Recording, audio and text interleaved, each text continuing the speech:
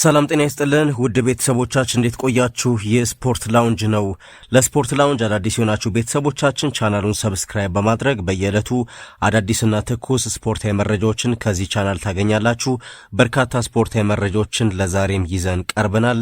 ከዝውውር ጋር በተያያዘ አንድሬ ሳንቶስ ወደ ማንቸስተር ዩናይትድ ማምራቱ ተሰምቷል። ይህንን ጉዳይ በስፋት እናነሳለን። ስለ ብሩኖ ጉማሬሽና አርሰናልም አዳዲስ ጉዳይ ተሰምቷል። ይህንን መረጃ ትሰማላችሁ። ነገ ስለሚደረገው ስለ ፈረንሳይና ሞሮኮ ጨዋታ እናነሳለን። እንደዚሁም ስለ አርጀንቲና ብሔራዊ ቡድንና ስለ ሊዮኔል ሜሲ ግራኒት ዣካ ያነሳውን ሐሳብ ትሰማላችሁ። ሌሎችም አዳዲስ ጉዳዮችን ይዘናል። ከሀገር ውስጥ የጋቶች ፓኖምን ጉዳይ ልናነሳ ወድናል። ከጋቶች ፓኖምን መረጃ ነው የምንጀምረው። እሱን አስቀድመን የተጠናቀቀውን የአንድሬ ሳንቶስን ጉዳይ እንደዚሁ የምንመለከት ይሆናል። ግን የጋቶች ፓኖምን ጉዳይ እናስቀድም።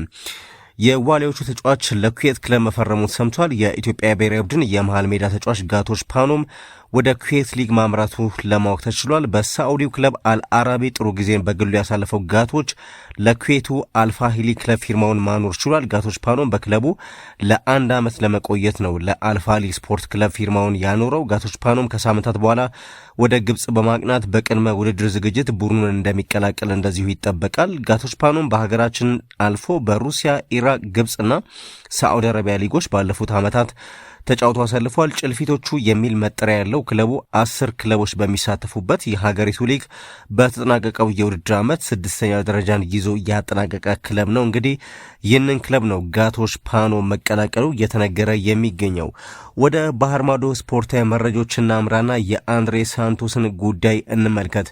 ማንቸስተር ዩናይትድ አንድሬ ሳንቶስን ከቼልሲ ለማስፈረም ስምምነት ላይ ደርሷል። ማንቸስተር ዩናይትድ ብራዚሊያን አማካይ አንድሬ ሳንቶስን ከቼልሲ ለማስፈረም ስምምነት ላይ መድረሱን በርካታ መገናኛ ብዙሃን በማረጋገጥ እየዘገቡት ነው የሚገኙት። ዩናይትድ ለዚህ ዝውውር በአጠቃላይ 50 ሚሊዮን ፓውንድ ይከፍላል። ቼልሲ ደግሞ ተጫዋቹ ወደፊት ለሌላ ክለብ በሚሸጥበት ወቅት የ10 በመቶ ድርሻ እንዲኖረው የሚያስችል አንቀጽ በውሉ ላይ አካቷል። በተከላካይ አማካይ እንደዚሁም ደግሞ በ8 ቁጥር ቦታዎች ላይ መጫወት የሚችለው 22 ዓመት ላይ የሚገኘው ይህ ተጫዋች ከዩናይትድ ጋር በግል ጥቅማ ጥቅሞች ዙሪያ የተስማማ ሲሆን ዝውውሩን ለማጠናቀቅና የሕክምና ምርመራ ለማድረግ ወደ ማንቸስተር ለመጓዝ ከቼልሲም ፈቃድ ተሰጥቶታል። ከስታንፎርድ ብሪጅ ክለቡ ጋር እስከ 2030 ድረስ የሚዘልቅ ውል የነበረው ሳንቶስ ከበርካታ ክለቦች ጥያቄ የቀረበለት ሲሆን ዘ አትሌቲክ ባለፈው እሁድ ባወጣው ዘገባ ዩናይትድ ተጫዋቹን ለማስፈረም እንቅስቃሴ እያደረገ እንደነበር ገልጾ ነበር። ቼልሲ ለዚህ የብራዚል ብሔራዊ ቡድን ተጫዋች ትልቅ ግምት ቢሰጠውም ተጫዋቹ ግን በቋሚነት የመጫወት እድል ማግኘት ይፈልጋል። ይሁን እንጂ ሞይሰስ ካይሴዶ ባለፈው ሚያዝያ ወር እስከ 2033 የሚያቆየውን አዲስ ውል መፈረሙን ተከትሎ ሳንቶስ በቼልሲ ቋሚ የመሰለፍ እድሉ አነስተኛ ሆኖ ነበር። ሳንቶስ በጥር 2023 ከብራዚሉ ቫስኮ ደጋማ ቼልሲን የተቀላቀለ ሲሆን በ2025/26 የውድድር ዓመት በሁሉም ውድድሮች 43 ጨዋታዎችን አድርጎ 3 ግቦችንና 4 አሲስት አመቻችቶ አቀብሏል። ለብራዚል ብሔራዊ ቡድን 6 ጊዜ የተሰለፈ ቢሆንም በዘንድሮ የዓለም ዋንጫ ግን በካርሎ አንቸሎቲ ስብስብ ሳይካተት ቀርቷል። የ2023/24 የውድድር ዘመን የመጀመሪያ አጋማሹን በኖቲንጋም ፎረስት በውሰት አሳልፎ 2 ጨዋታዎችን ብቻ ያደረገ ሲሆን ቀጣዮቹን 18 ወራት ግን ወደ ፈረንሳይ አቅንቶ በስትራስቡርግ በውሰት አሳልፏል። እዛም በ45 ጨዋታ 12 ጎሎችንና 5 አሲስት በማስመዝገብ ድንቅ ቆይታን አድርጓል። ዘ አትሌቲክ በሰኔ ወር እንደዘገበው ከሆነ በዚህ ክረምት ዩናይትድ ዋነኛ ቅድሚያ የሚሰጠው ተግባር የአማካይ ክፍሉን ማጠናከር ነው ብሎ ነበር። ካሲሜሮ በ2025/26 የውድድር ዓመት በመጠናቀቂያ ላይ ክለቡን የለቀቀ ሲሆን ማኑኤል ኡጋርቴ ደግሞ ኡራጋይ በዓለም ዋንጫ የምድብ ጨዋታ በስፔን ስትሸነፍ የጉልበት ጅማት ጉዳት ደርሶበት ለረጅም ጊዜ ከሜዳ እንደራቀ ይታወቃል። ዩናይትድ ታዲያ ኤሊዮት አንደርሰንን ከኖቲንጋም ፎረስት ለማስፈረም ፈልጎ የነበረ ቢሆንም እንግሊዛዊ አማካይ በ116 ሚሊዮን ፓውንድ ወደ ማንቸስተር ሲቲ አምርቷል። እንደዚሁም ለማቲያስ ፈርናንዴዝ ዘንድ ፍላጎት አሳድሮ እንደነበርም የሚታወቅ ነው። ቶትናም ግን ዌስትሃም የጠየቀውን 85 ሚሊዮን ፓውንድ ከፍሎ ተጫዋቹን ወስዶታል። በአሁኑ ወቅት ታዲያ ዩናይትድ የአታላንታውን አማካይ ኤደርሰንን ለማስፈረም በ40.5 ሚሊዮን ዩሮ ቋሚ ክፍያና በቀጣይ በ4.5 ሚሊዮን ዩሮ ተጨማሪ ማበረታቻ ከስምምነት የደረሰ ሲሆን ዝውውሩ ያው በሕክምና ምርመራ ላይ የተመሰረተ ነው። ፈርናንዴዝን ለማስፈረም 85 ሚሊዮን ፓውንድ ለመክፈል ወደ ኋላ ማለታቸውን ተከትሎ ዩናይትድ በፕሪሚየር ሊግ ልምድ ያለው ሌላ ወጣትና ተሰጥኦ ያለው አማካይ አማራጭ መፈለጉ የሚጠበቅ ነበር። ሳንቶስ ታዲያ ከዚህ መመዘኛ ጋር የሚስማማ ሲሆን በጨዋታ ዘይቤውም ከፈርናንዴዝ ጋር አንዳንድ ተመሳሳይነቶች አሉት። ሁለቱም ኳስን ከአማካይ ክፍል ወደፊት በማሻገር ረገድ የተካኑና ኳስ በእጃቸው በማይሆንበት ጊዜም በተከላካይነት ጨዋታዎችን በማሸነፍ ረገድ የበቁ ናቸው። ቼልሲ ተጫዋቹን ለመልቀቅ ፈቃደኛ በመሆኑ የዝውውር ዌስትሃም ለፈርናንዴዝ እንደጠየቀው አይነት ከፍተኛ የገንዘብ ወጪን አልጠየቀም።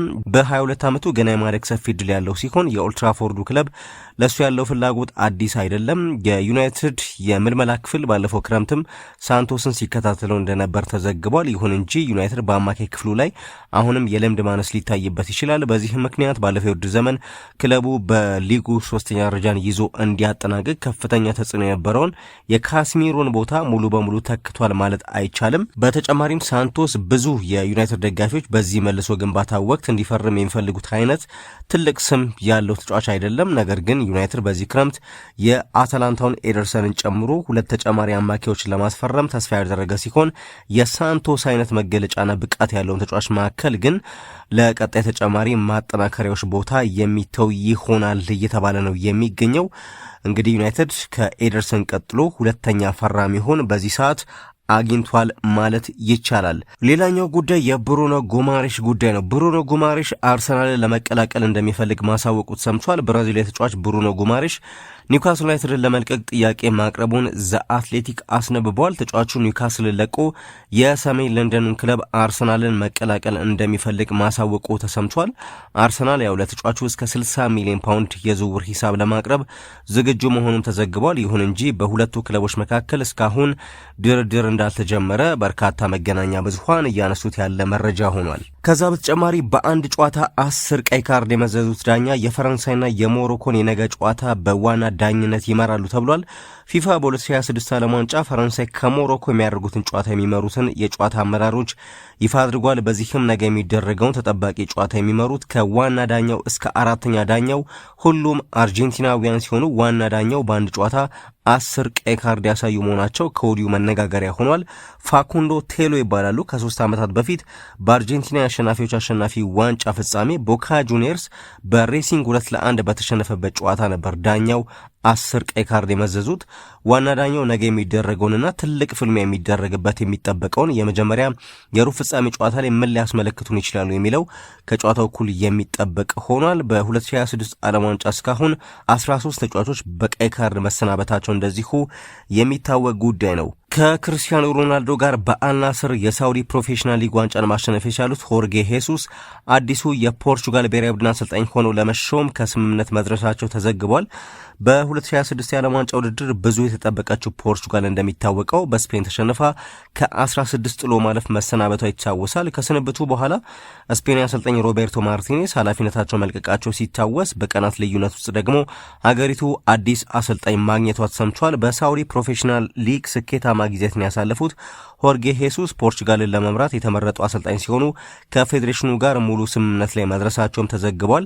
በተጠናቀቀ የውድድር ዓመት ክርስቲያኖ ሮናልዶ ከአልናስር ጋር የሳውዲ ፕሮፌሽናል ሊግ ዋንጫ እንዲያሳካ ማድረግ የቻሉት ሄሱስ ወደ ፖርቹጋል መምጣት ለ5 ጊዜ የባላንዲዮር አሸናፊ ኮከብ ትልቅ ትርጉም ሊኖረው እንደሚችል ተገልጿል። የመጨረሻ የዓለም ዋንጫ ጨዋታውን ያደረገው ሮናልዶ በቀጣይ የብሔራዊ ቡድን ቆይታውን በተመለከተ ከአሰልጣኝ ሆርጌ ሄሱስ ጋር ሊያያዝ እንደሚችልም ተጠቁሟል። የ71 ዓመቱ ሄሱስ በቀጣይ ፖርቹጋልን በኔሽንስ ሊግ የ2028 አውሮፓ ዋንጫ እንዲሁም በ2030 ዓለም ዋንጫ ላይ በሚገባ እንዲያዘጋጁ የረጅም ጊዜ እቅድ እንደሚሰጣቸው ይጠበቃል። በፖርቹጋል ቤኔፊካን፣ በቱርክ ፌነርባቼን፣ በብራዚል ፍላሚንጎን እንዲሁም በሳዑዲ ፕሮፌሽናል ሊግ አልሂላልንና አልናስርን የመሩት ሆርጌ ሄሱስ በአጠቃላይ በአሰልጣኝነት ዘመናቸው 24 ዋንጫዎች ማሸነፍ ችሏል። ታሪካዊው የ2030 ዓለም ዋንጫ ውድድር በፖርቱጋል፣ ስፔንና ሞሮኮ የጣምራ አስተናጋጅነት እንደሚደረግ እንደዚሁ የሚታወቅ ጉዳይ ነው። ከአሰልጣኞች ጋር በተያያዘ ዝላትኮ ዳሊች ከክሮሺያ ብሔራዊ ቡድን አሰልጣኝነት መልቀቃቸው ተሰምቷል። የክሮሺያ ብሔራዊ ቡድን ዋና አሰልጣኝ ዝላትኮ ዳሊች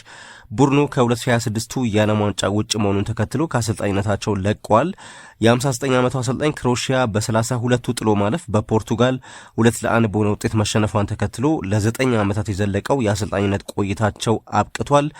የ2018ቱን የዓለም ዋንጫ የፍጻሜ ጉዞ እንዲሁም በ2022ቱ በኳታሩ የዓለም ዋንጫ ላይ ያስመዘገቡትን የ3ኛ ደረጃ ጨምሮ ዳሊች ክሮሺያን በታሪኳ ወደ ታላላቅ ስኬቶች መርቷል። የክሮኤሺያ እግር ኳስ ፌዴሬሽን ባወጣው መግለጫ አሰልጣኙ ላሳዩ ስኬት ለነበራቸው ትጋትና ቁርጠኝነት ምስጋናውን ያቀረበ ሲሆን በኃላፊነት ያሳለፈውን ጊዜም በአገሪቱ እግር ኳስ ታሪክ ውስጥ የማይረሳ ታሪካዊ ምዕራፍ ሲል እንደዚሁ ገልጾታል። ማንቸስተር ዩናይትድ ጁሊያን ራየርሰንን ለማስፈረም ንግግር መጀመሩ ሰምቷል። የክረምቱን የዝውውር መስኮት በስፋት ለመጠቀም ያቀደው ዩናይትድ በዓለም ዋንጫው ላይ ድንቅ ብቃቱን እያሳየ የሚገኘውን የቦሩሲያ ዶርትሙንዱን የክንፍ ተከላካይ ጁሊያን ራየርሰንን ለማስፈረም ንግግር መጀመሩ ሰምቷል። የጀርመኑ ክለብ ተጫዋቹን ማቆየት ቢፈልግም እስከ 30 ሚሊዮን ዩሮ መክፈል የሚችል ክለብ ከተገኘ ተጫዋቹን ለመልቀቅ ፈቃደኛ መሆኑን የጀርመኑ ቢልድ ዘግቧል። የ28 ዓመቱ ኖርዌጂያን ኮከብ ባለፈው የውድድር ዓመት ለዶርትሙንድ በርካታ ለግብ የሚሆኑ ኳሶችን አመሻሽቶ ማቀበል የቻለ ሲሆን ፈጣንና በአንድ ለአንድ ግንኙነት ላይ ጠንካራ መሆኑ ለፕሪሚየር ሊጉ ፍጹም ተስማሚ ተጫዋች መሆኑ ተገልጿል።